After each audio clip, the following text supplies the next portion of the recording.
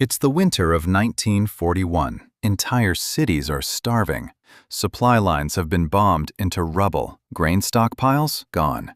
Military commanders are watching their armies crumble, not from enemy fire, but from hunger. But deep beneath the frozen ground, completely invisible to aerial surveillance, invisible to enemy forces, invisible even to most historians who have written about this war, a root crop was quietly saving lives by the millions. Soldiers ate it raw in the trenches. Resistance fighters buried caches of it beneath farmhouses. Governments secretly encouraged its cultivation, and civilians boiled it, mashed it, and fermented it when there was literally nothing else to eat. Today, you cannot find it in a single major supermarket chain in North America. Most farmers alive right now have never grown it.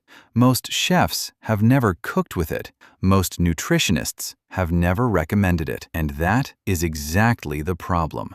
In the next 10 minutes, you're going to discover the full hidden history of a plant that once kept entire armies alive, why it was systematically erased from modern agriculture, what makes it almost impossibly resilient, and why preppers, homesteaders, and survival gardeners are quietly bringing it back. Stay with me, because this one changes the way you think about food. To understand why this plant mattered so much in World War II, we have to go back, way back, long before Europe knew it existed, for hundreds, possibly thousands of years before European contact. The indigenous peoples of eastern North America were cultivating a remarkable root crop. The Abenaki people called it Askasquaw. Other nations had their own names for it, but the plant itself was the same, a tall, sunflower-like plant, bright yellow blooms spreading like wildfire across open fields, and beneath the soil, a dense, knobby, underground tuber, packed with calories, packed with nutrition. When French explorer Samuel de Champlain arrived in 1605, he encountered the plant growing in enormous cultivated fields. He was stunned. He shipped samples back to Europe, and what happened next was extraordinary. Within 50 years, this single American root crop had spread across most of continental Europe. It grew in soils that nothing else would touch, sandy, rocky, depleted, waterlogged. It didn't matter.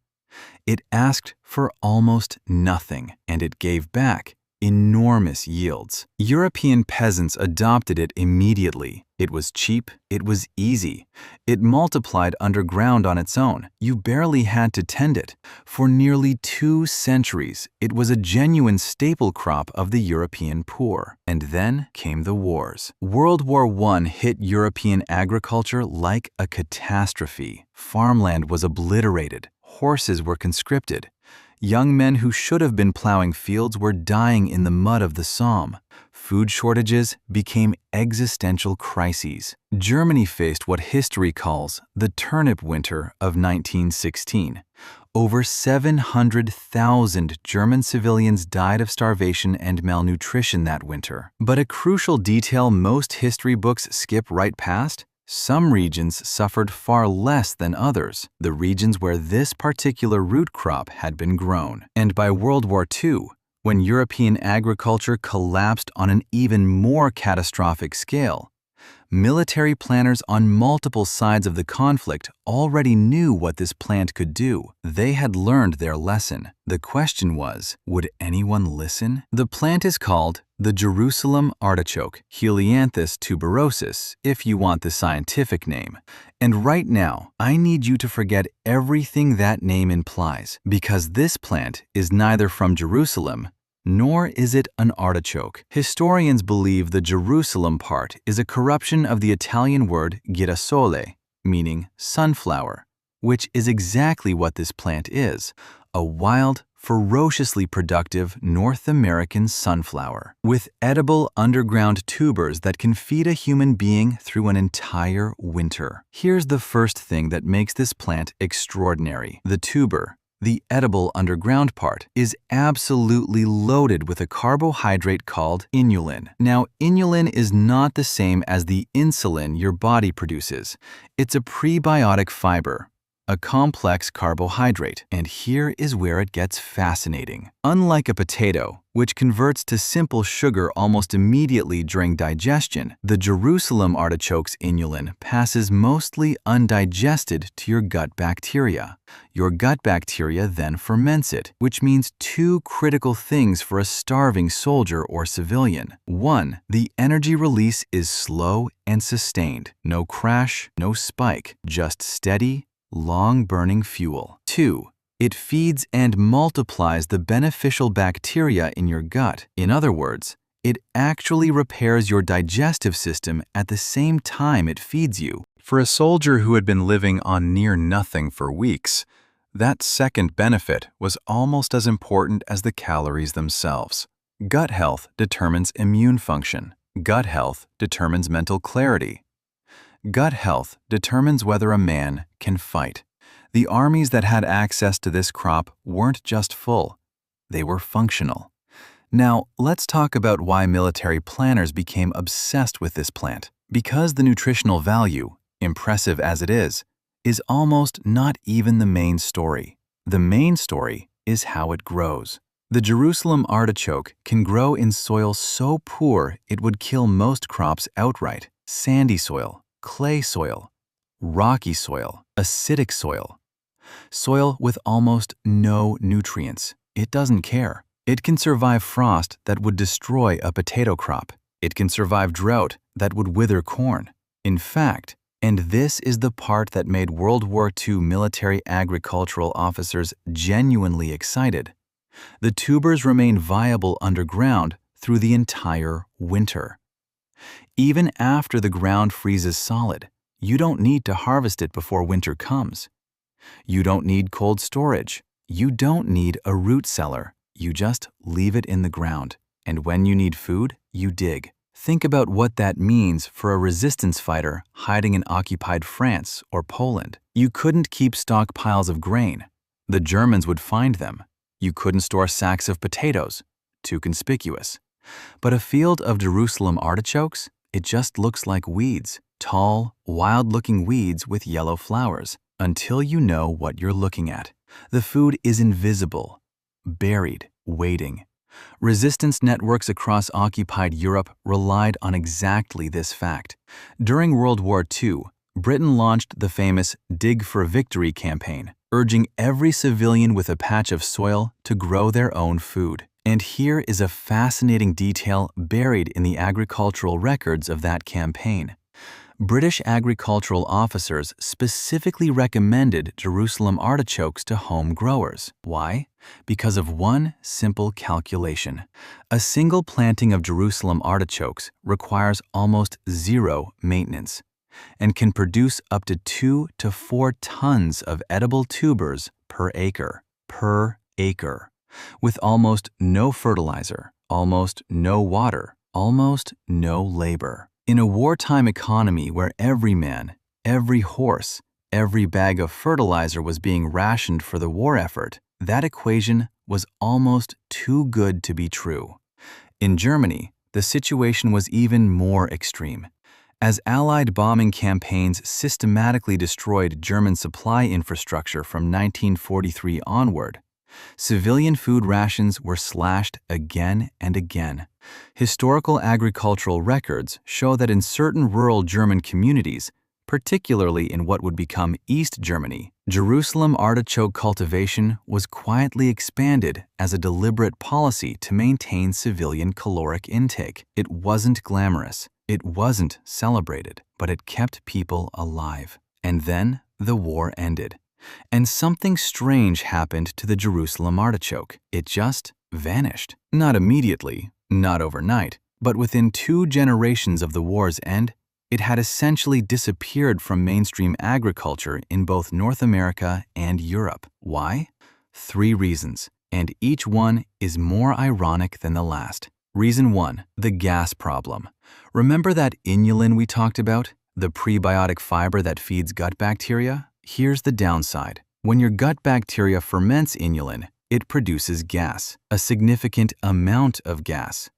The Jerusalem artichoke earned a brutally honest nickname in 17th century Europe, the fartichoke. When people were starving, this was a minor inconvenience. When people were well fed and had other options, it became a reason to avoid the plant entirely.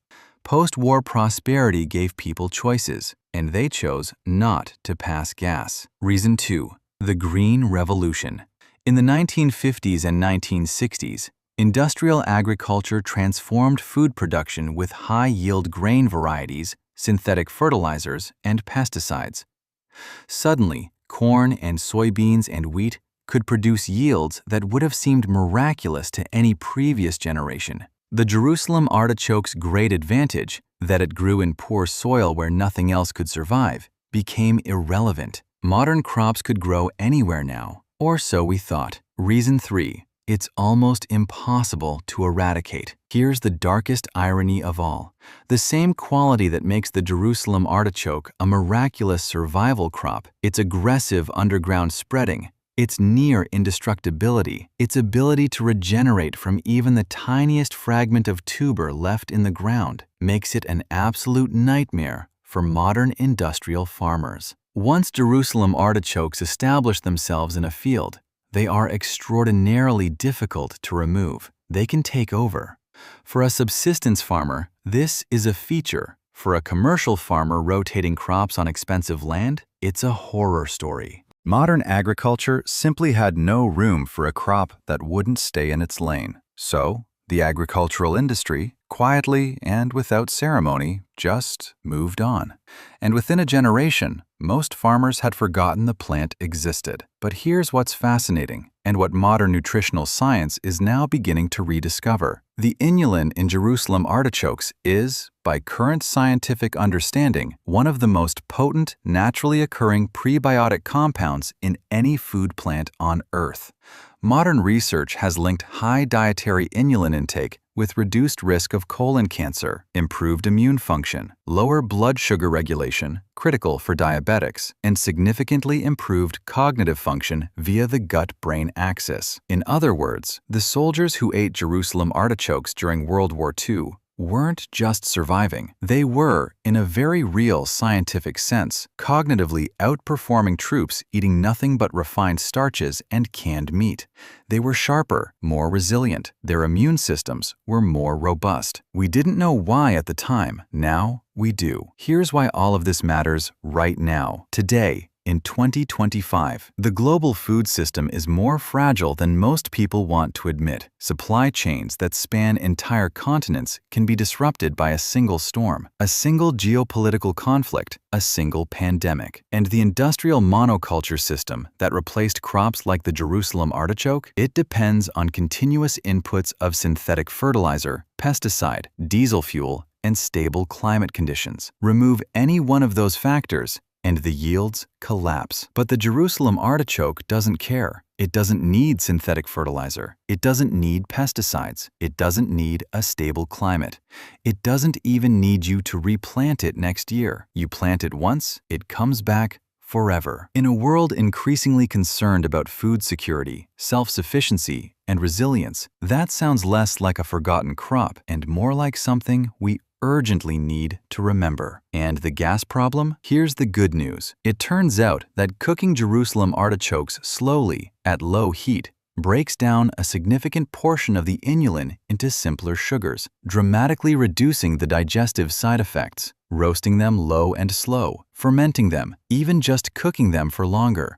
The people who abandoned this crop didn't know that trick. Now you do. The soldiers who ate this root in the frozen winters of 1941 and 1942 weren't primitive. They weren't ignorant. They were adaptive.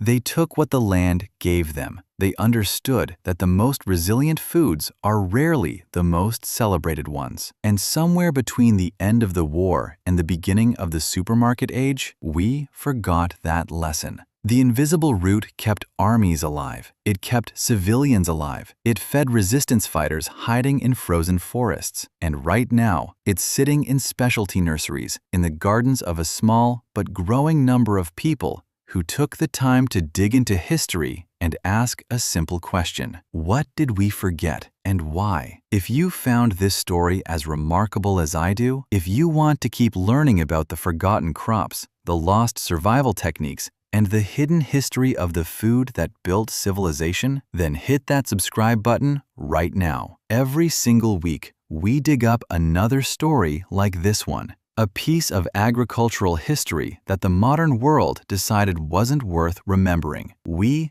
disagree.